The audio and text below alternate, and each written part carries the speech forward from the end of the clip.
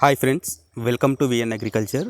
ఈ వీడియోలో మనం ప్రస్తుతం జరుగుతున్న ఇరాన్ ఇజ్రాయెల్ యుద్ధం వల్ల రాబోయే రోజుల్లో ఎరువుల ధరలు పెరగడంతో పాటు కొరత ఏర్పడే అవకాశాలు ఉన్నాయని చెప్పి వస్తున్న వార్తల నేపథ్యంలో ఇటీవల కేంద్ర ప్రభుత్వం అత్యున్నత సమావేశాన్ని నిర్వహించి కొన్ని అంశాలపైన నిర్ణయం తీసుకోవడం జరిగింది. భవిష్యత్తులో మనం ఏ విధమైన చర్యలు తీసుకోవడం ద్వారా ఈ ఎరువుల కొరతను అధిగమించవచ్చో అటువంటి అంశాలపైన నిర్ణయం చేయడం జరిగింది. ఈ వీడియోలో మనం కేంద్ర ప్రభుత్వం యొక్క ఎటువంటి అంశాలపైన వాళ్ళు చర్చించడం జరిగింది, నిజంగానే ఈ ఎరువుల ధరలు పెరిగే అవకాశం ఉందా, దాంతోపాటు నిజంగానే ఈ ఎరువుల కొరత ఏర్పడే అవకాశం ఉందో లేదా ఈ వీడియోలో తెలుసుకుందాం. ఈ పశ్చిమాసియాలో జరుగుతున్న ఈ యుద్ధ ప్రభావం ఖచ్చితంగా భారతదేశంలో యూరియా పంపిణీపైన ఎంతో కొంత ప్రభావం ఖచ్చితంగా ఉంటుంది. ప్రస్తుత ఈ రబీ సీజన్ ఆల్మోస్ట్ పూర్తి కావస్తున్న నేపథ్యంలో రానున్న వర్షాకాలం ఆరంభం వరకు సరిపడా నిల్వలు ఉన్నాయని చెప్పి కేంద్ర ప్రభుత్వం వెల్లడించడం జరిగింది.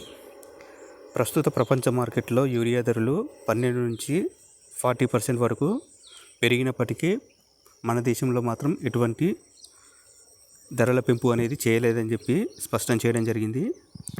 అంతర్జాతీయంగా ఎరువుల సరఫరాలో ఇబ్బందులు ఉన్నప్పటికీ ముందస్తు నిల్వలపై దృష్టి సారించడం సంక్షోభ నివారణకు తోడ్పడుతుందని చెప్పి కేంద్ర ప్రభుత్వం తెలియజేయడం జరిగింది.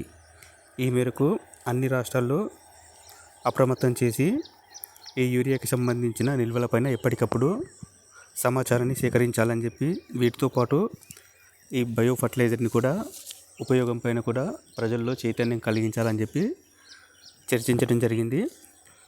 ప్రస్తుతం మన దేశంలో యూరియా నిల్వలు 61.14 లక్షల టన్నుల మేరకు అందుబాటులో ఉన్నాయని చెప్పి, అదేవిధంగా ఈ దిగుమతులపైనే ఆధారపడకుండా మన దేశంలో కూడా ఈ ఎరువుల ఉత్పత్తిని గత సంవత్సరంతో పోలిస్తే ప్రస్తుత సంవత్సరం 23% పెరిగిందని చెప్పి కూడా తెలియజేయడం జరిగింది. ముఖ్యంగా ఈ ఎరువుల ఉత్పత్తికి, అందులోనూ ఈ యూరియా ఉత్పత్తికి ఈ సహజ వాయువు ఎల్ఎన్జి లిక్విఫైడ్ న్యాచురల్ గ్యాస్ అనేది చాలా ముఖ్యం. కాబట్టి ఈ ఎల్ఎన్జి సరఫరాను నిరంతరం ఈ యూరియా ఉత్పత్తి ప్లాంట్లకు సరఫరా చేయాలని చెప్పి కూడా సంబంధిత అధికారులను ఆదేశించడం జరిగింది.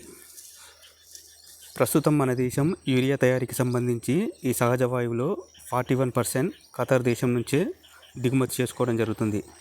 సో ప్రస్తుతం ఖతార్లోని ఈ ఎల్ఎన్జి సహజ వాయువు ఉత్పత్తి చేసే కేంద్రాలు ధ్వంసం కావడం వల్ల ఖతార్ నుంచి వచ్చే యూరియా పూర్తిగా తగ్గిపోయింది. ఈ నేపథ్యంలో రష్యా, బెలారస్, మొరాకో వంటి దేశాల నుంచి ఎరువులను కానీ సంబంధిత గ్యాస్ని కానీ దిగుమతి చేసుకోవాలని చెప్పి ప్రయత్నం చేయడం జరుగుతుంది.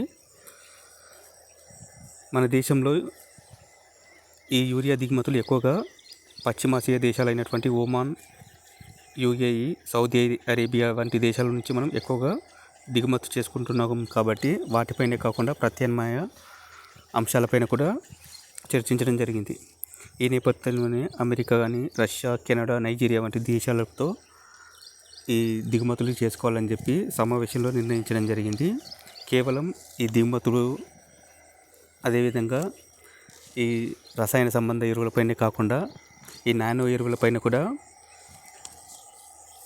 ఎక్కువగా ఉపయోగించే విధంగా ప్రజల్లో అవగాహన కల్పించాలని చెప్పి ఈ సమావేశంలో నిర్ణయించడం జరిగింది.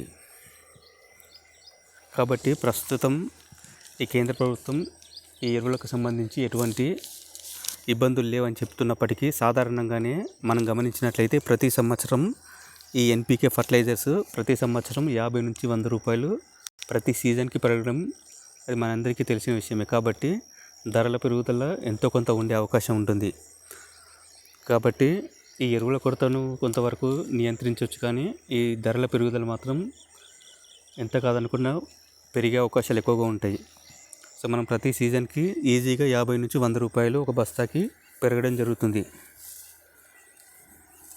ఈ ధరల విషయం ఒకటే కాకుండా సాధారణంగానే మనకు ఈ జూన్ నుంచి సెప్టెంబర్ ఈ వర్షాకాలంలో మన దేశంలో యూరియాతో పాటు ఇతర ఎరువుల వాడకం ఎక్కువగా ఉంటుంది. ఈ టైం పీరియడ్లో మనకు ఎక్కువగా డిమాండ్ ఉంటుంది. కాబట్టి సాధారణంగానే నార్మల్ సిచ్యువేషన్స్లోనే మనకు పీక్ స్టేజ్లో ఈ యూరియా కొరత అనేది కొంతవరకు కనిపిస్తుంది. అలాంటిది ఈ ప్రస్తుత ఈ యుద్ధ వాతావరణ పరిస్థితుల నేపథ్యంలో కొంతవరకు ఇబ్బందులు ఎదురయ్యే అవకాశం ఉంది.